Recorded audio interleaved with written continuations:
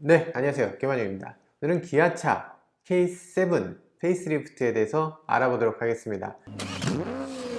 페이스리프트라고 하면 뭘까요? 페이스리프트라면 살짝 얼굴을 바꾼다, 그냥 이렇게 얼굴을 리프트하는 정도예요. 그러니까 뭐 보통 페이스리프트라고 하면 헤드램프 바꾸고 테일램프 바꾸고 그냥 조금 약간 새로워 보이네, 전에 그 차인데 조금 더 새로워 보이네, 이게 페이스리프트였죠. 이번 K7 페이스리프트는 전혀 다릅니다.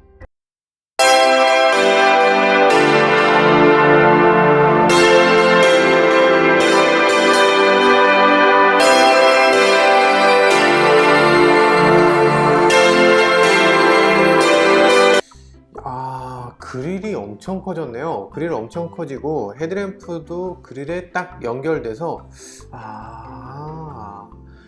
이렇게 바꿀 수도 있구나, 이렇게 바꿀 수도 있구나 하는 식으로 바뀌었어요. Z자 모양의 데일라이트가 사라졌다고 생각했는데 잘 보니까 여기가 데일라이트예요. 헤드램프를 벗어나서 그릴까지 파고드는 모습이 아주 특이합니다. 어쩌면 소나타처럼 크롬램프를 적용하는 것 같기도 하네요. K7 디자인에 대해서는 많이 보셨을 거고요. K7 프리미어의 사전 계약 상담 포인트라고 하는 자료가 유출됐습니다. 장점을 어떻게 부각시킬 것이냐, 이 얘기를 하고 있는 것 같아요. 강인하고 섬세한 프론트 마스크, 세련되고 안정감 있는 리어뷰. 그래요. 그릴 크기가 증대됐다. 일단 맞습니다. 맞는 얘기인 것 같아요. 후면부를 가로지르는 드라마틱한 디자인의 리어램프. 드라마틱하다고? 리어램프가? 자세히 보면 조금 이상한 면이 있습니다. 램프가 이어져 있지가 않아요. 끊겨 있습니다. 띄엄띄엄 끊겨 있는데 점선 내에 리어램프를 썼다? 리어램프가 점선인 차는 여태껏 전 본 적이 한 번도 없거든요. LED를 좀 아껴보려고 그랬나요? 내장 디자인에 대해서도 얘기가 있는데요. 12.3인치 ABN 클러스터면 12.3인치를 여기도 달고 여기도 달았다는 얘기죠. 그래요. 그 밖에도 빌트인 캠, 그러니까 블랙박스 기능이 들어갔는지 궁금했는데요. 기아차가 공개한 티저 영상을 잘 보면 빌트인 캠이라는 아이콘이 살짝 보입니다. 빌트인 캠 들어온 게 확실하네요. 신 파워트레인 기반으로 고급 주행 감성을 요게 정말 핵심인데요. 사실 페이스리프트라고 하면 우리가 앞부분 뒷부분 바뀐 거, 실내 조금 바뀐 것까지는 이해해요. 그런데 파워트레인 자체가 바뀌어버렸습니다. 파워트레인이 스마트 스트림 2.5 엔진을 드디어 내놨습니다. 드디어. 정말 이거 현대차가 여태 내놓은 엔진 중에서 가장 혁신적인 엔진이에요. 스마트 스트림 2.5 엔진은 세타 3 엔진이라고도 하는데, 이 엔진은 직분사 엔진이 그동안 가졌던 여러가지 장점들, 예를 들면 연비가 좋아, 성능이 뛰어나, 이런 것들의 장점들이 있잖아요. 그런데 반면에 직분사 엔진이 가진 단점도 있습니다. 예를 들면 밸브에 카본이 낀다. 요즘에 있는 모든 가솔린 엔진은 배기를 다시 한번 흡기로 집어넣습니다. CVVL이라고 해서 밸브를 통해서 나갔다 들어오는 경우도 있고, 따로 경로를 뚫어서 배기를 다시 흡기로 집어넣는 경우도 있어요. 어쩔 수 없습니다. 이 과정은 반드시 필요해요. 왜냐하면 환경 규제를 맞춰야 되기 때문에 배기가 다시 흡기로 들어와야 되는데, 그러다 보면 이 흡기로 배기가스가 들어오니까 거의 카본이 끼게 돼요. 그걸 씻어내지 못하는 거예요. 그러니까 GDI 엔진은 계속 흡기에 카본이 쌓이는 겁니다. 그 카본이 쌓이는 걸 씻어낼 수 없기 때문에 문제가 생기는데, 그런데 이 GDI 직분사 그리고 MPI 포트 분사 두 가지를 다 해서 씻어내기도 하고 내구성도 높이고 직분사도 해주는, 이런 걸 합니다. 저속으로 갈 때 그 엔진이 불안전 연소가 일어날 수 있는 가능성이 있을 때 포트 분사를 많이 하고, 중속에서는 GDI를, 고속에서 GDI만 이런 식으로 분사 시스템을 조절하는 거죠. 최첨단 기능이고요. 사실 토요타는 예전부터 해왔는데 현대차로선 처음 하는 그런 기능입니다. 8단 자동 변속기 들어가는 것도 당연히 좋을 것 같습니다. 반자율 주행 수준의 첨단 사양을 준대형에서 최초로 느끼다. 준대형에서 최초로 느낀다. 이 표현은 굉장히 완화된 표현이죠. 어떤 차보다 더 뛰어나다라는 얘기를 하는 거예요. 지금 참 좋은데 표현할 방법이 없네 하면서 준대형에서 최초로 느낀다, 이런 표현을 써놨네요.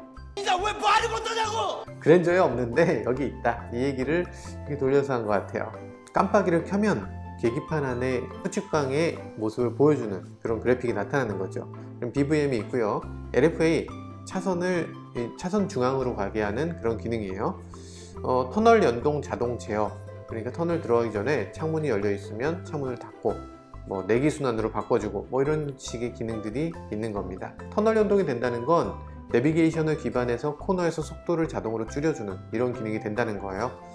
자연의 소리, 사실 제가 냈던 의견 중에 이게 있었어요.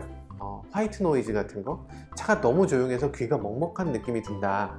귀가 먹먹한 느낌까지 드니까 약간 화이트 노이즈가 좀 있었으면 좋겠어요. 차 안에서 자연의 소리가 좀 들리거나 파도 소리가 좀 들리거나, 음악을 듣고 싶지 않는 사람도 차 안에서 좀 자기를 안정시켜 줄 수 있는 이런 소리가 나면 좋겠어요. 이런 의견을 냈었거든요.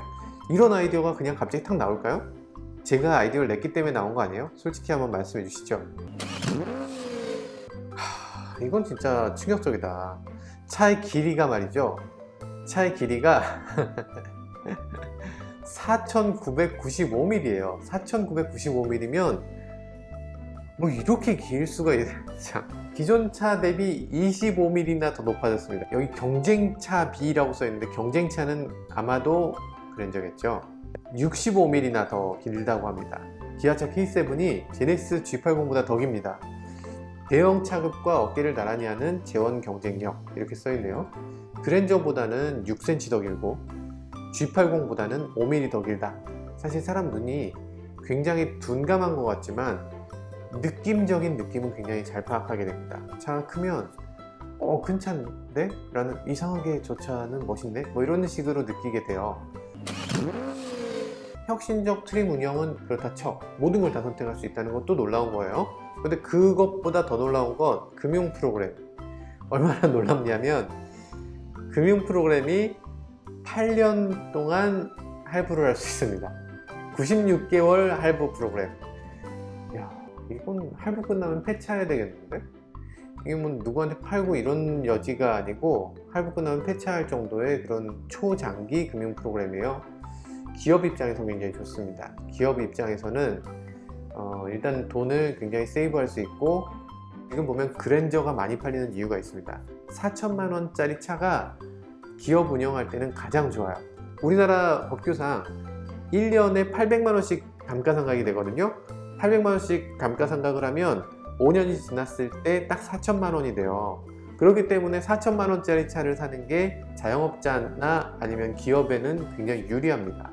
그런데 K7과 그랜저가 딱 4천만 원이에요. 그러다 보니까 K7 그랜저가 기업에서 굉장히 좀 딱 좋은 자동차로 되어 있죠. 애초에 법을 만들 때 K7 그랜저를 기준으로 놓고 만든 거예요. 보통 이제 요즘 들어서 제가 할부 프로그램을 여러 가지 보다 보니까 할부를 하다가 중간에 차를 팔아도 할부를 한 번에 갚을 필요가 없는 할부 프로그램들이 많습니다. 그러니까 차를 중고차로 팔았으니까, 나는 중고차로 팔았으니까 현차를 한꺼번에 받았잖아요. 그러고 나서 갚을 때는 할부로 갚는 거예요. 사실상 카드깡이죠. 중고차깡이라고 해야 되나? 96개월까지 된다고 하니까 요거 조금 묘한 방법으로 사용하시는 분들이 많이 있을 것 같아요. 극단적인 예를 든 거예요. 사실은 대부분은 그것 때문에 차를 사진 않겠죠. 정말 대단한 상품성을 갖고 있습니다. 역시 경쟁은 좋은 거예요.